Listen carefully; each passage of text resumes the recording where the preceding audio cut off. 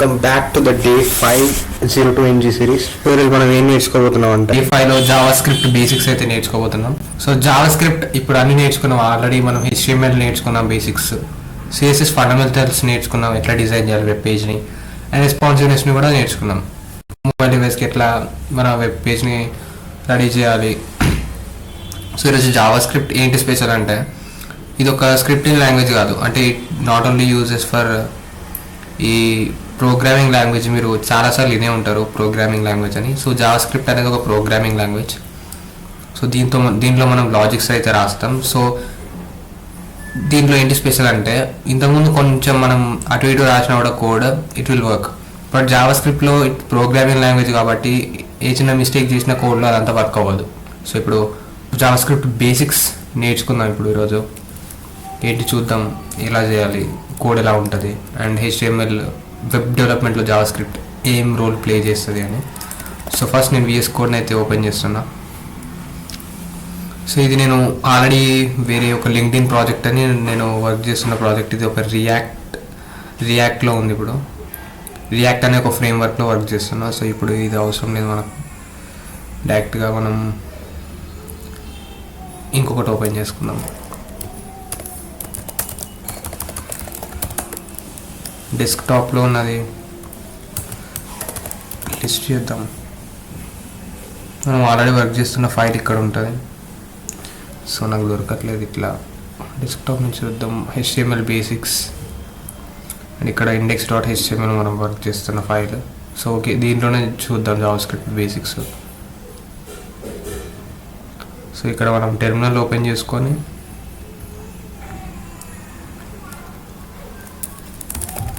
Code dot నొక్కగానే ఈ folder మొత్తం మనకు VS కోడ్లో ఓపెన్ అవుతుంది. ఈ ట్రిక్ తెలుసో తెలీదో మీకు కింద కామెంట్ చేయండి ఒకసారి. ఇట్లాంటి ట్రిక్స్ చాలా ఉన్నాయి ఇంకా. సో ఇప్పుడు ఆల్రెడీ మనం ఇంతకుముందు చేసినాం. ఇది ఎట్లా రెస్పాన్సివ్ డిజైన్ అంటే ఇది ఇంతకుముందు చేసిన కోడ్. అండ్ ఈరోజు జావా స్క్రిప్ట్తో ఏం చేయొచ్చు. సో మనం జావా స్క్రిప్ట్తో ఈరోజు ఏం చేస్తామంటే, ఇప్పుడు ఒక టెక్స్ట్ క్రియేట్ చేద్దాం అండ్ ఒక బటన్ క్రియేట్ చేద్దాం. అండ్ ఆ బటన్ నొక్కగానే ఆ టెక్స్ట్ చేంజ్ అవ్వాలి, వేరేలాగా చేంజ్ అవ్వాలి. ఇప్పుడు సింపుల్ బేసిక్ అది ఎలా చేయాలంటే జావా స్క్రిప్ట్ని బేస్ చేసుకొని చూద్దాం ఇప్పుడు ఎట్లా చేయాలో ప్రాక్టికల్గా చూపెడతా. ఇప్పుడు ఇంకొక సపరేట్ డివ్లో చేద్దాం ఇది. సో ఇప్పుడు డివ్ దేనికి యూజ్ అవుతుంది అంటే, మీకు డివ్ ఐడియా లేకపోతే ఇంకా డివ్ ట్యాగ్ సపరేట్ చేయడానికి, మన వెబ్ పేజ్లో అన్ని థింగ్స్ని సపరేట్ చేయడానికి డివ్ ట్యాగ్ని అయితే యూజ్ చేస్తాం, డివైడ్ చేయడానికి. ఇప్పుడు డివ్ క్లాస్ అవసరం లేదు, దీనికి సపరేట్ స్టైలింగ్స్ ఏం అవసరం లేదు. అండ్ ఇక్కడ పీకి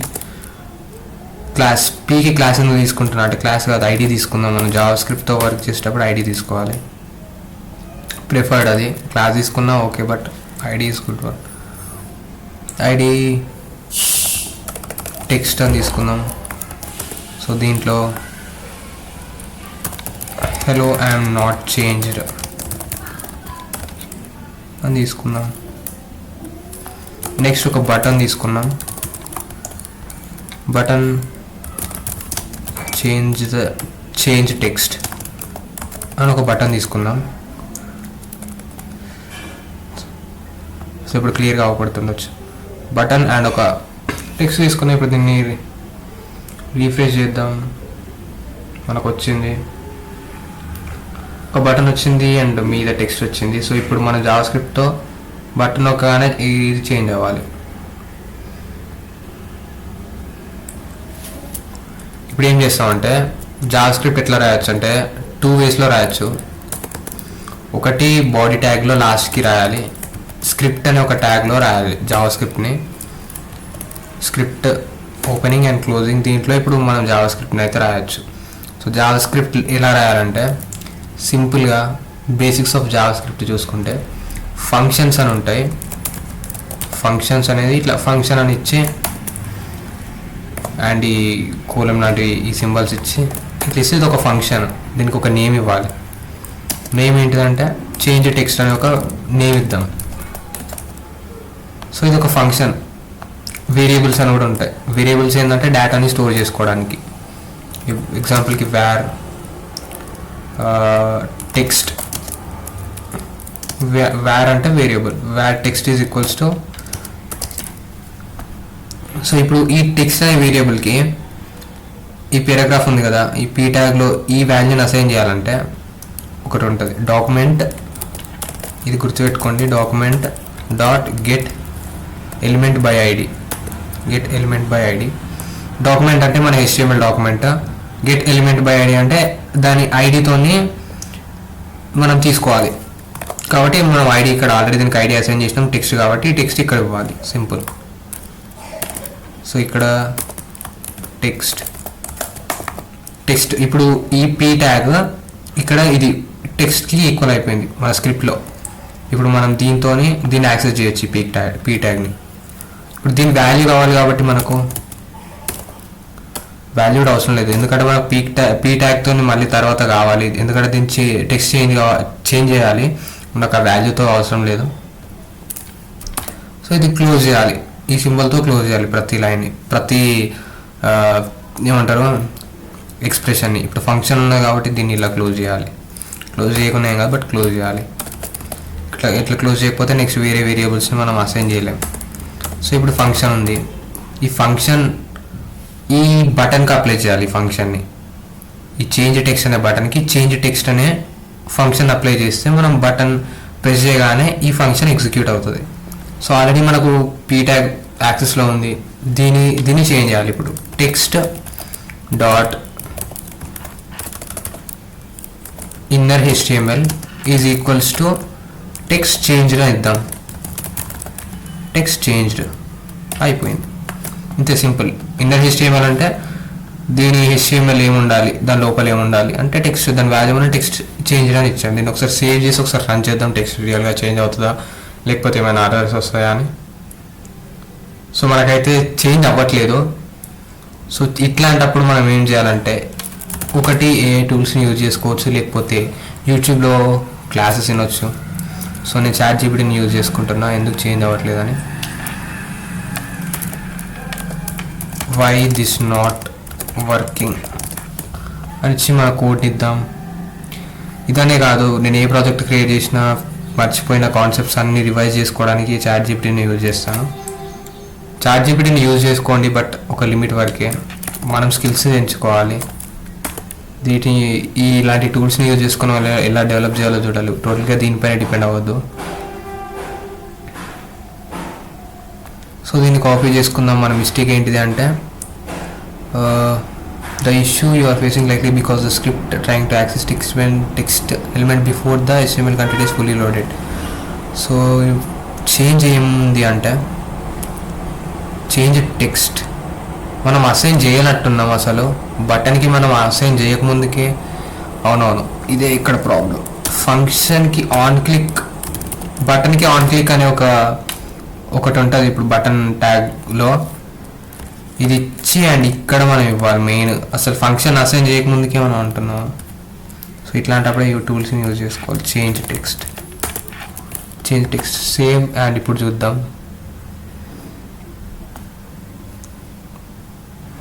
రీలోడ్ చేయాలి ఎవ్రీ టైం. సో టెక్స్ట్ అయితే చేంజ్ అయింది. సో ఇప్పుడు మనం జావా స్క్రిప్ట్ని యూజ్ చేసుకొని టెక్స్ట్ని చేంజ్ చేసాం. సో ఇది basics of Java script.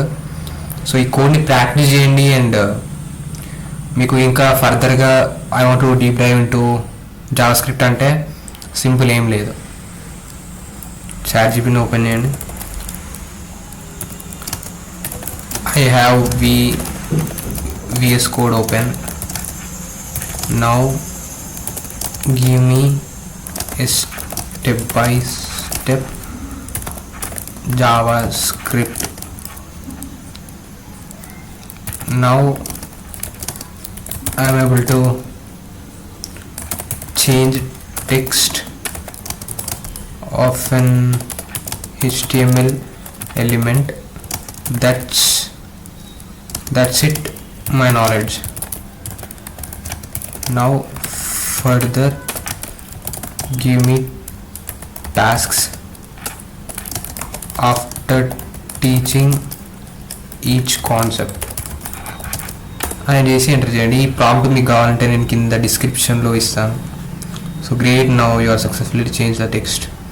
Event handling, click event అంటే HTML ఏదైనా క్లిక్ చేయగానే HTML మనకు అంటే మన వెబ్ పేజ్లో మనం మౌస్లో క్లిక్ చేస్తే ఏమైనా కావాలనుకోండి, అప్పుడు document dot get element by ID, ఇక్కడ మనం ఐడి యూజ్ చేసుకొని యాడ్ ఈవెంట్ లిజనర్ అంటే ఇప్పుడు ఈ బటన్కి ఇట్లా కూడా అసైన్ చేయొచ్చు మనం.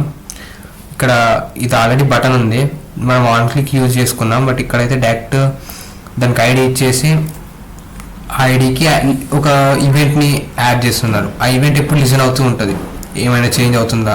యాడ్ ఈవెంట్ లిజనర్ అంటే ఒక పర్టికులర్ ఈవెంట్ని ఒక HTML ట్యాగ్కి అప్లై చేయడం.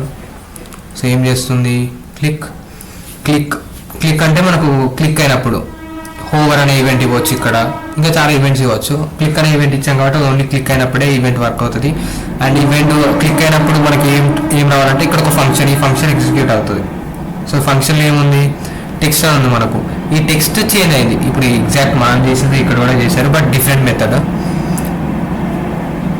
సో జావాస్క్రిప్ట్ అబ్సల్యూట్లీ ఒక ప్రోగ్రామింగ్ లాంగ్వేజ్ కాబట్టి ఒక టాస్క్ని మనం డిఫరెంట్ వేస్లో చేయొచ్చు. అండ్ ఇక్కడ నెక్స్ట్ టాస్క్ అయితే ఉంది, run this code and observe the changes and understand అని వచ్చింది. నెక్స్ట్ మీరు ఇంకా okay I'm done this, okay I'm done this next concept అనేసి నెక్స్ట్ కాన్సెప్ట్ కూడా చెప్తుంది. సో నేను ఏది నేర్చుకోవాలనుకున్నా, ఈవెన్ మిషన్ లెర్నింగ్ అయినా ఏవి నేర్చుకోవాలన్నా, బట్ హ్యూమన్ ప్రజెన్స్ ఆ నాలెడ్జ్ కూడా ఇంపార్టెంట్. సో దీంతో మనం క్విక్గా నేర్చుకోవచ్చు చాలా ప్రాక్టీస్ చేస్తూ. బట్ మనం ఆ కాన్సెప్ట్స్ అయితే నేర్చుకోవాలి. ఈవెన్ ప్రతి కోడ్ ప్రతిది మనకు తెలియాల్సిన అవసరం లేదు, బట్ కోడ్ ఎలా వర్క్ అవుతుంది ఇవి తెలిస్తే మనం ఫర్దర్గా ఏని యూజ్ చేసుకొని ఇంకా బిల్డ్ చేయొచ్చు.